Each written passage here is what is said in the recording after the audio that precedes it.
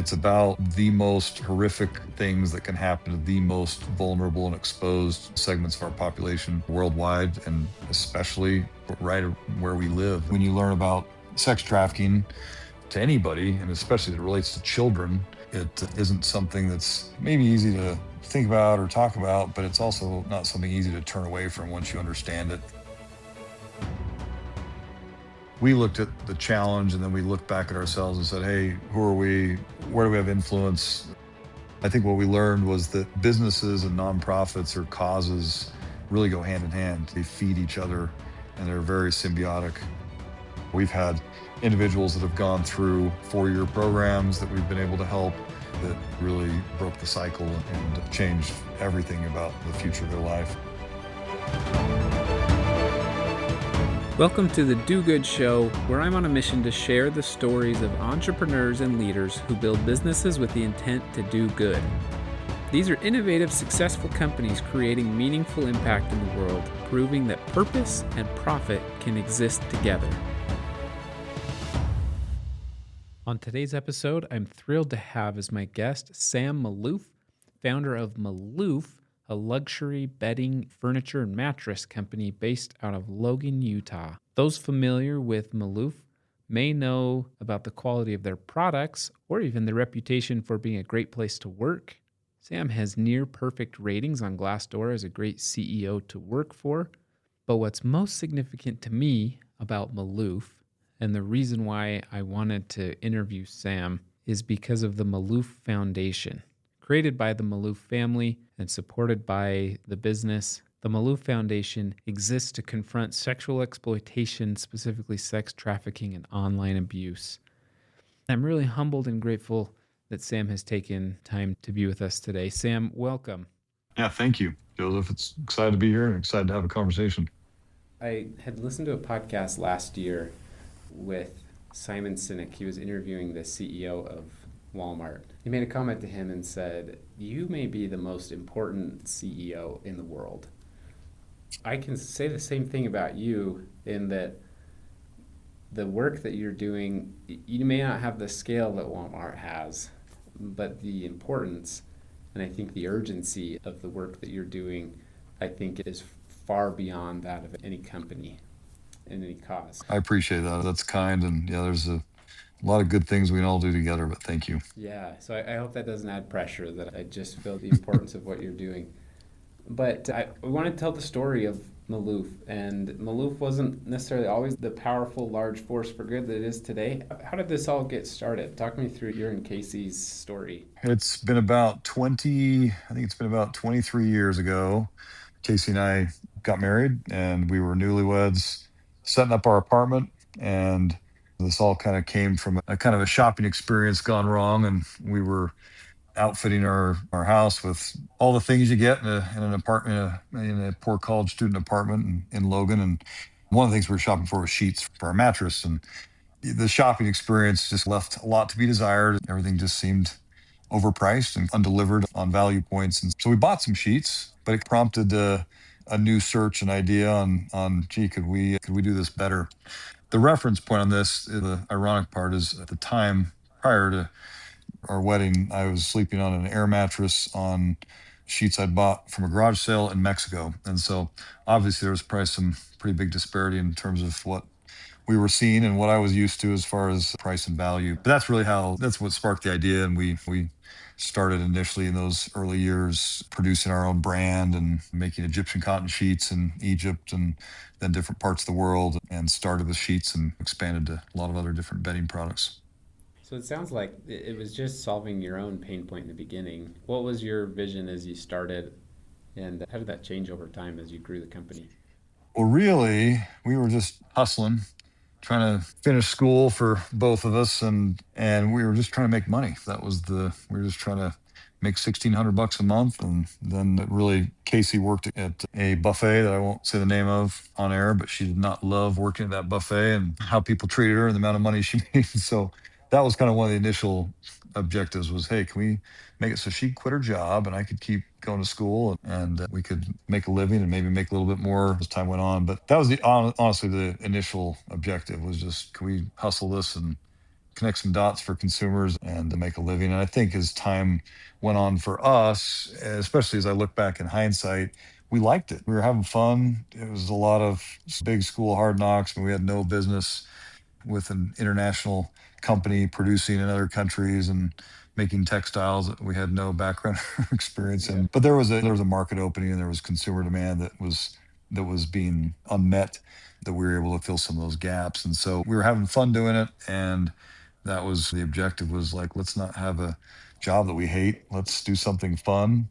And then the big turning point really for the company in terms of growth and scale, innovation, everything was really when we hired our first employee, and then it just took off from there. But what it turned into was a place to work with people that you respect and admire and that bring really more to the table than Casey and I would ever bring on our own. So that was when the ceiling really flew off and things went from there. But I think the vision turned into creating and maintaining a place that people like to be, and as a result of them liking being there, that they bring their highest level of creativity and engagement and input and everything else. And so I think that was where the vision really led to and is still now. You've got to identify market opportunity, and you have to be able to provide value to people that are paying. But I think that there's a lot of different ways to do that. And there's also a lot of different ways to have a great place to work. But yeah, I think that it all falls apart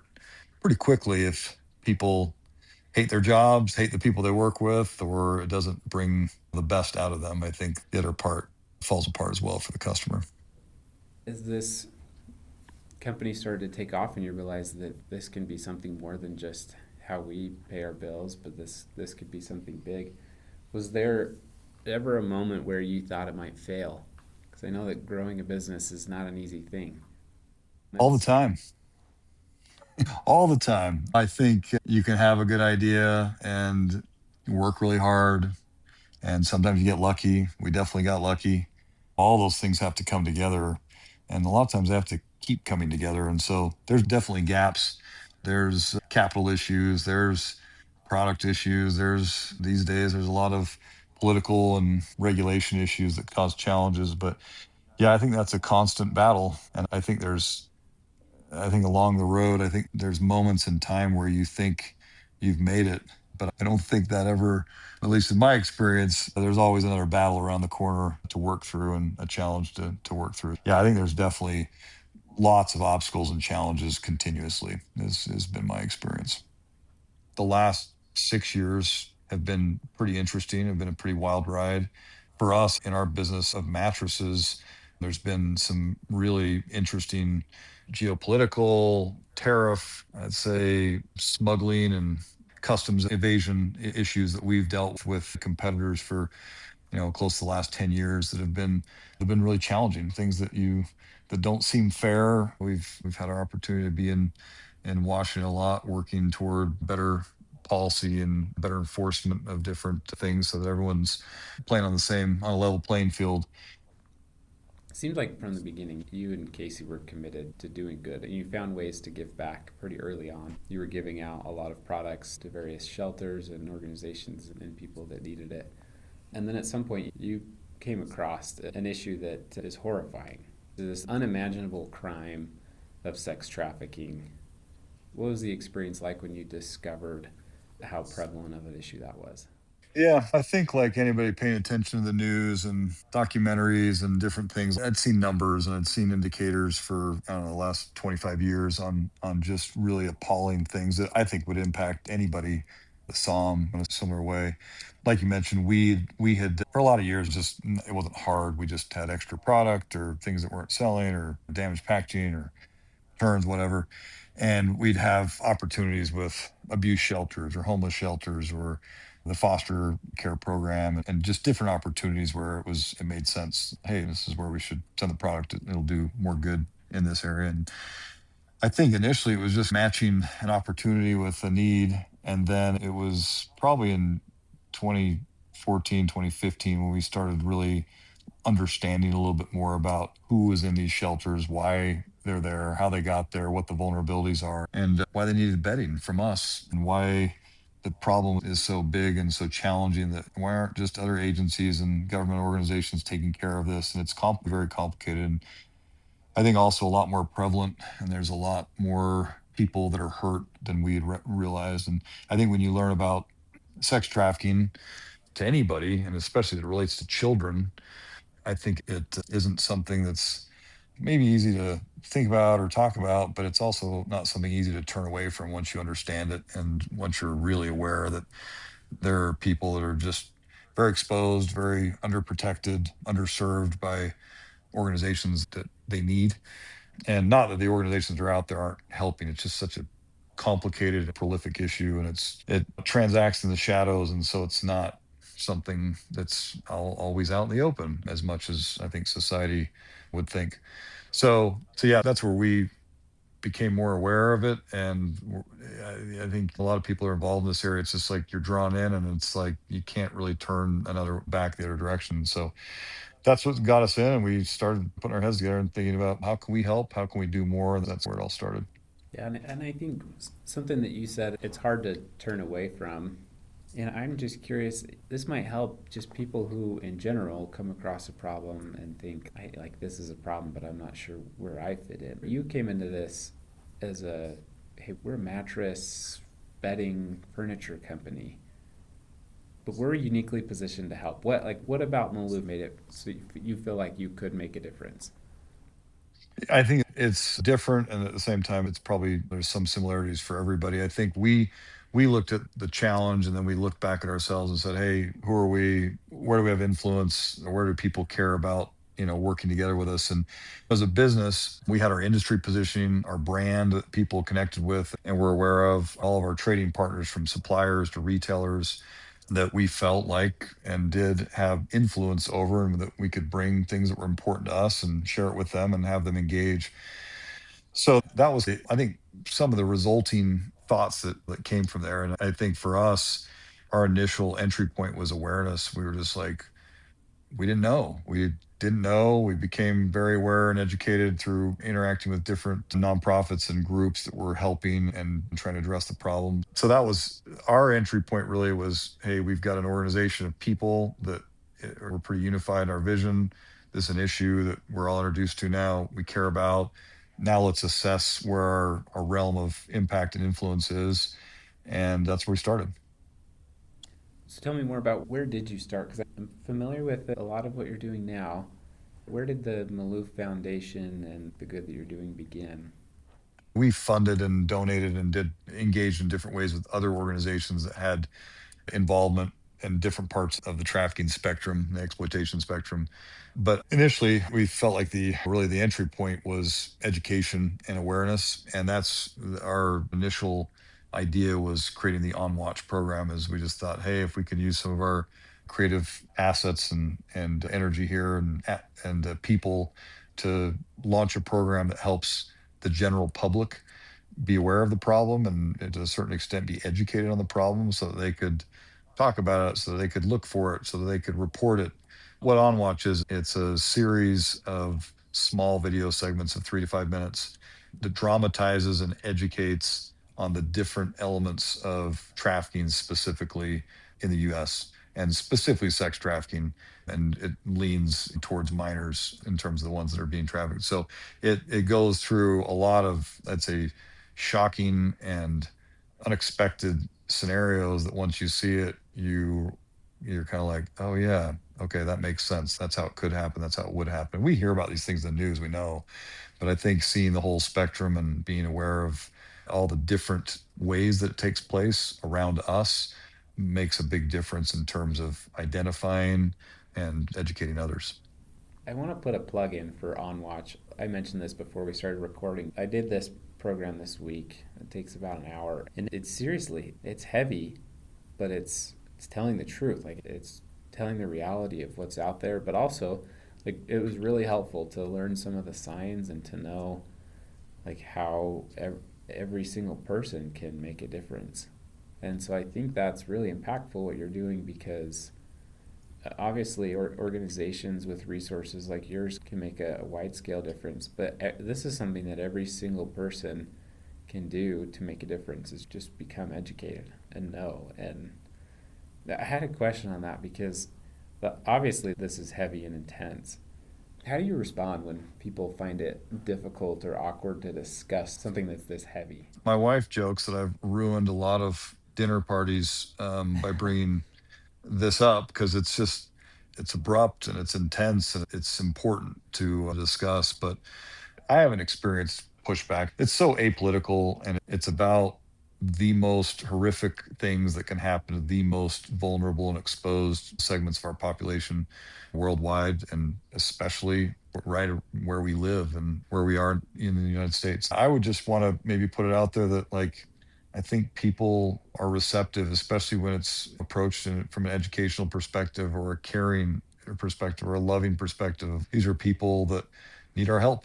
So I think it's a great question. And I think it's probably the opposite in terms of what people might expect. It is heavy and it is, but I think people are drawn into it because most people care and most people want to help others that need their help. And so that's been my experience. So it's like nobody disagrees that this is a problem.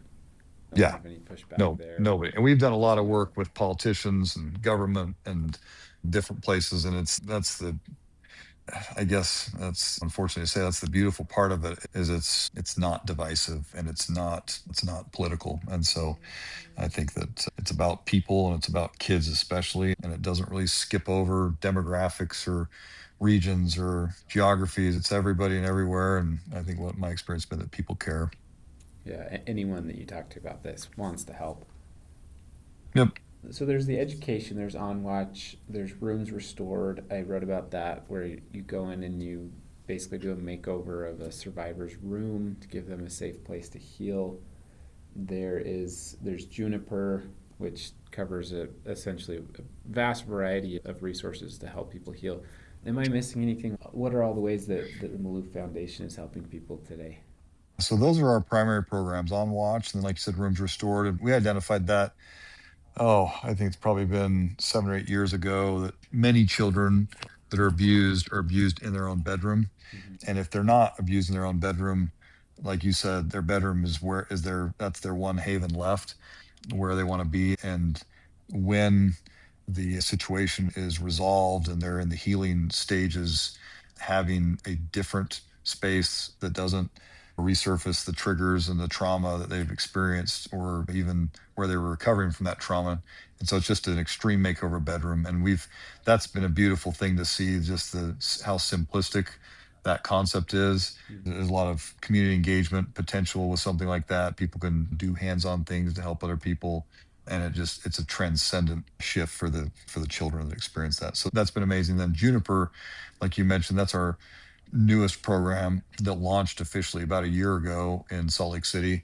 And it is a center for minors that have experienced sexual exploitation. It's not a residential center, but it's a service center where there's trauma informed and experienced therapists who counsel survivors and help them in different parts of their life move forward. And it fills a gap that doesn't exist with governmental agencies. It's a highly specialized field of work, and these people are trained in a different way. It's free, so it's very accessible for people, and we've been full basically since the beginning. And we're servicing probably a fraction of a percent of the people that need to be serviced just in that area, not to mention Utah as a whole. So that's been something that's been a big shift and has had the one-to-one impact with people. So I'm inspired by the variety and the creativity in the ways that you're able to help. I think that's awesome.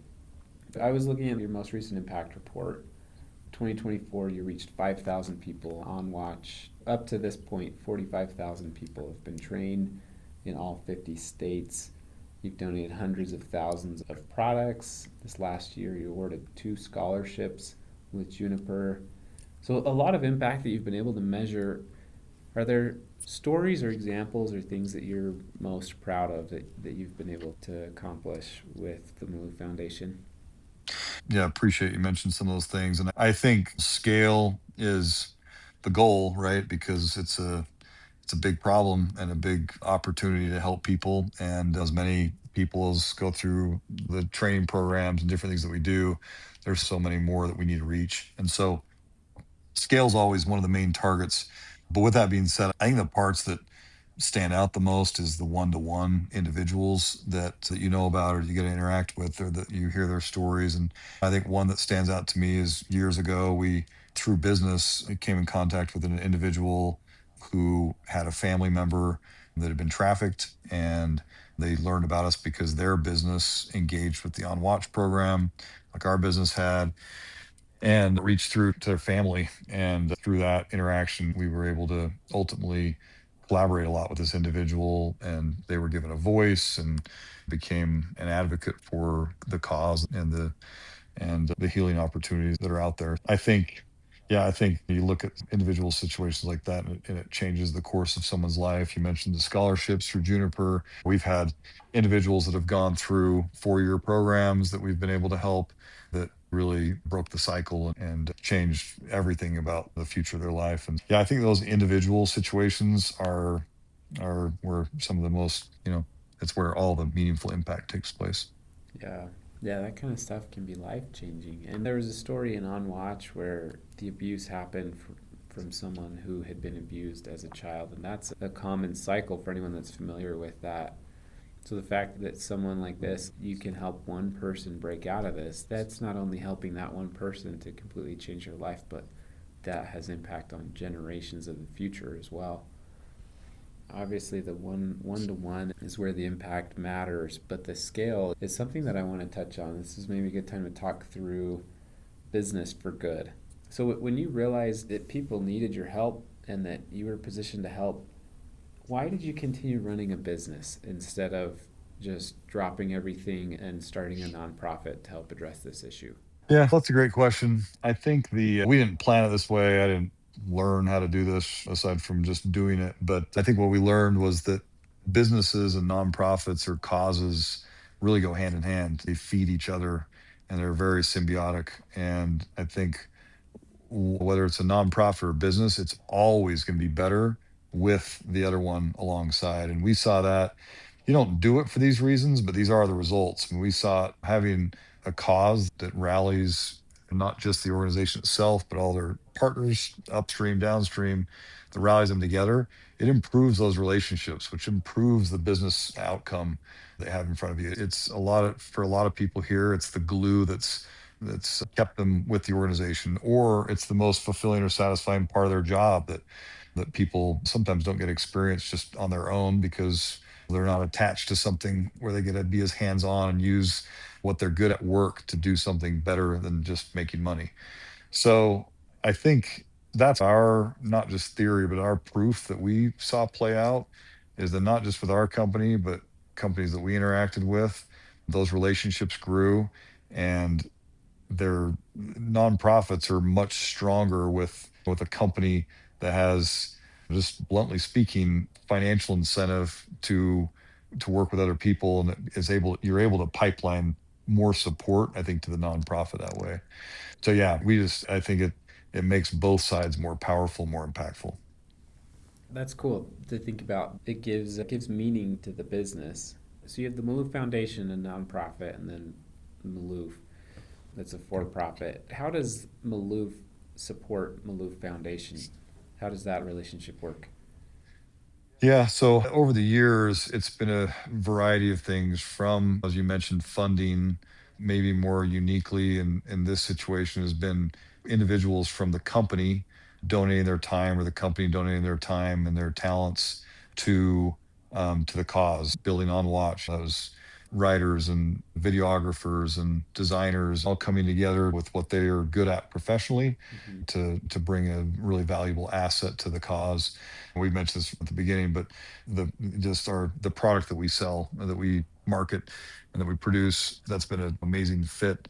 And I think, like we just talked about, the relationships that we have through our business, that's another amazing thing that is again beneficial to everybody involved. And we early on we identified all sorts of just interesting connections in our industry. You've got furniture and mattresses being delivered by all of our customers and partners to people's homes, and their delivery people going into the home and into bedrooms and seeing things inside the home. And so we saw that as a very unique opportunity to say, hey, let's educate your delivery people so that when they're in a home, if they see a padlock on the outside of a bedroom door, or a latch, or Mm. a child that looks like they're have been oppressed or abused, or all sorts of things. So that was something we identified, and that was unique to our industry. Of course, not just unique to our industry. There's a lot of different industries that go into homes that would be beneficial to be educated on that. We have a program where a percentage of the sales of products or certain products go toward the cause, and that goes all the way down to the consumer level. The retailer likes selling it because they like representing a cause. The consumers like buying it because they want to do more than just buy product. So I think those were some things that we did that we identified as a way for us to engage. And obviously that's very unique, and there's a huge diversification of that throughout all companies and organizations. Yeah, I wouldn't have even thought about that, that your company is uniquely positioned. A lot of companies are going into homes, but not a lot of products are going into bedrooms. So Yeah. that's something where you could uniquely help.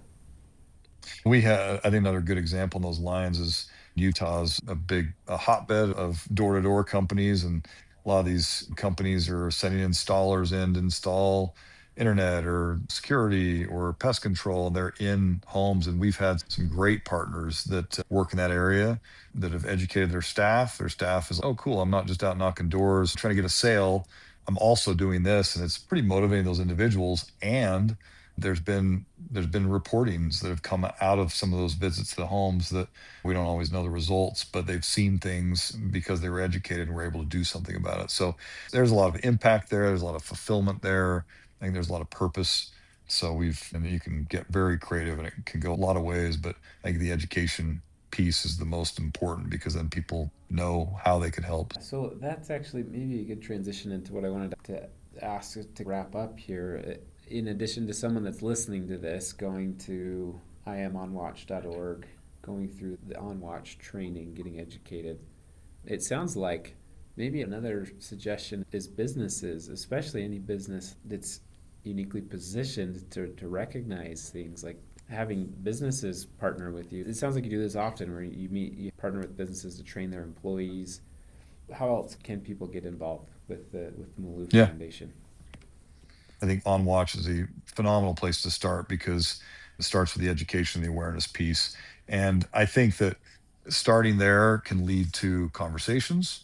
If you become an advocate and you talk about it, those opportunities will show themselves. You mentioned the scholarship. That opportunity came about because I had a friend that had a business, and he was interacted a lot with the university here in Utah, and they are the ones that came up with the idea for that scholarship program, and that friend funded it. And the university executive or faculty member, they're the ones that put the program together. And so if people are aware and they're talking, those opportunities are all over the place. You think about awareness and you're like, oh, what about gas stations? And you're like, yeah, it'd be great for people that go to gas stations or that work at gas stations. Or obviously there's some Marriott has some great anti-trafficking programs that their hotel staff take. And anybody that owns a hotel or that works at a hotel or motel, have they done the training, or do they have a training that they follow?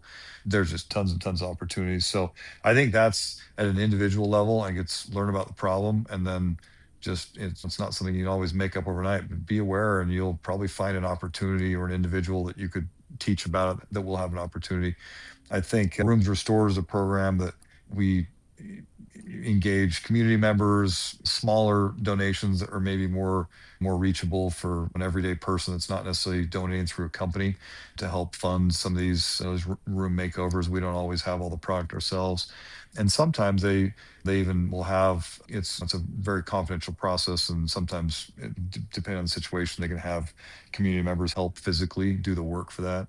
Mm-hmm. And then we have all sorts of different activities, from golf tournaments to fundraisers and things that help fund Juniper, for example, where it's a free service because most of these individuals can't pay for it. Sometimes they have insurance, sometimes they don't. Sometimes the insurance will cover it, sometimes it won't.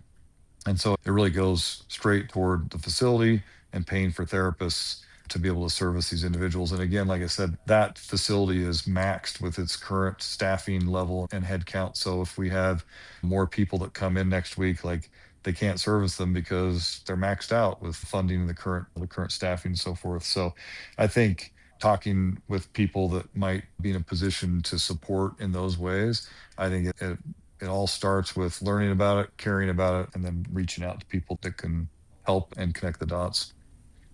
I hope anyone listening that heard something in there that thought, okay, yeah, that's connected to what I do. I have some skills there, connections there. I hope people are paying attention to that and that you can reach someone through this. Like I said, you're addressing what I feel like is maybe one of the most important and urgent issues. But on a general sense, what would you say to people starting a business, studying business, running a business? What have you learned about how business can be a force for good? What would you say? I think one thing I'd say is you may not pick the timing, but when the opportunity is there, that's the time to do it. There's been many points along our path of participating in this area where, financially or focus prioritization wise, we shouldn't do it strictly from a business perspective. But I think that's what you learn too. Like, you're not going to have an opportunity and then say, hey, now's not the time. We got to get the business to a certain level and then we'll go and do something that's more worthwhile. I think that's what you don't do. And we were fortunate enough to have a launch opportunity in the beginning, but that'd be my message is it's not hey, let's get to the top of the mountain and then we'll look at the more important things. I think it's when you find that opportunity, I think that's when you start engaging. And I think that it, what people will find is it all works together. It all works out. You have to do it at the right scale that you're capable of. But I think it's do something as soon as you can find that right opportunity. Thank you, Sam. Anything else that you'd want to share with our listeners today? Yeah, if people listen to this, I think that's incredible that there's interest and the care to help other people and reach out. And I think there's just a lot of creative ways to do it. And hopefully something we've done or could help with would be helpful to them. So thank you for listening and thanks for doing this, Joseph. Yeah, thank you. And again, thanks for sharing your story, and most importantly, thank you for the work you're doing. And you've helped me to become aware of this issue, and I hope that we're able to reach a lot of people. So I really appreciate you being on today. Thank you. Sam Malouf has taught me through his example that every business and every person has unique capabilities and resources that they can use to solve problems and to do good and to help people. And as soon as we see an opportunity to do that, we need to take it. I hope we can all follow his example. I also hope that all of you will go to iamonwatch.org and receive the training that the Malouf Foundation offers. Thank you again for listening, and I hope to share more stories of businesses doing good with you soon.